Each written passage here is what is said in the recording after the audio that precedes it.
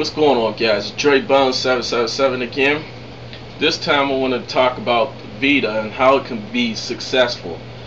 How we can actually make it sell better. Okay? Especially for the fans, the hardcore gamers, drones, whatever you want to call them.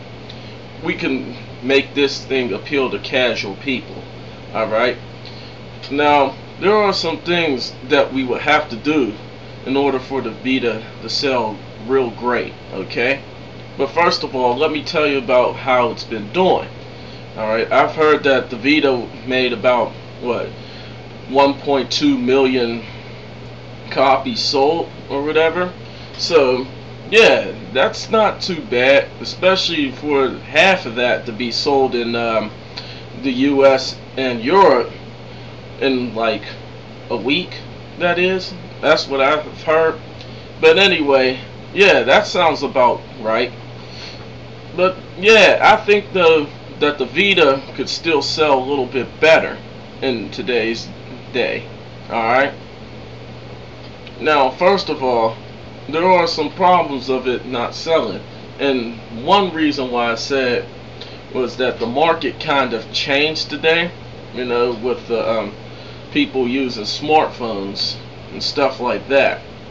Now, a lot of these fanboys and hardcore gamers don't agree with me when I say that the Vita and the smartphone can actually compare with each other. I feel as though they do. Well, here's some reasons why. Well, first of all, the smartphone and a handheld device both are computers. Alright, they're handheld computers. One was more for gaming, the other was more for calling, phone calling, alright, and internet browsing. See, both of them have an internet browser, both of them have a microchip in them, you see, both of them can play games. Of course, the Vita is going to be way better than a smartphone, remember that. Both of them can have phone calling qualities, but it would be better on a smartphone. Okay? You see where I'm getting at? Also, I could include touchscreen as well. So yes, I believe that they do compare with each other. I also can include the cameras. They, like, the Vita has a front and back camera. So do most phones. Like certain Android phones, the iPhone, they got front and back cameras. So yes, they can compare with each other. It's just that one was dedicated to do one thing more than the other. Okay?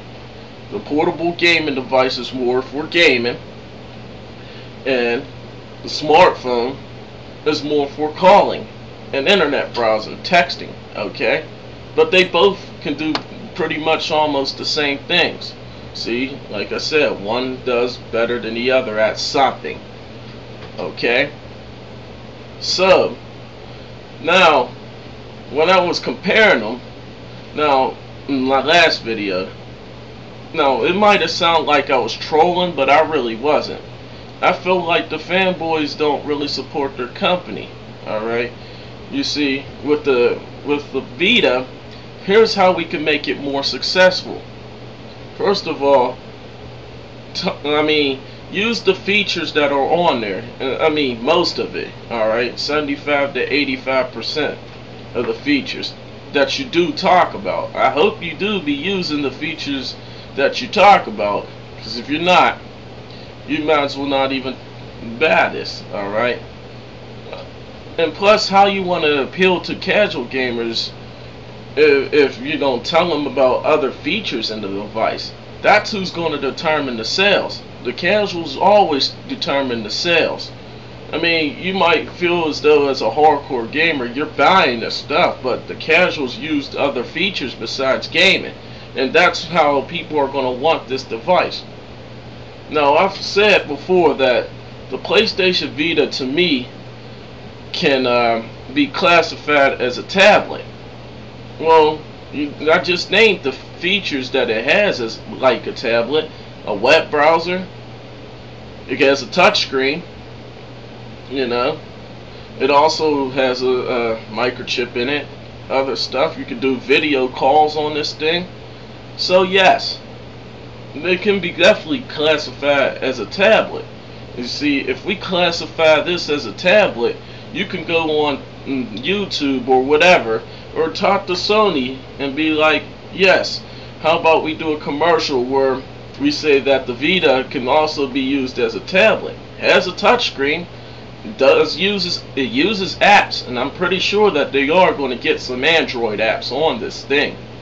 And then you can also say that at the same time, it's a gaming device for hardcore gamers. You see? Now, when you do it this way, the casuals will want to buy this device. Am I lying to you? No. I'm actually telling you the truth. Another feature that both a tablet, a smartphone, and the Vita would have is 3G capabilities.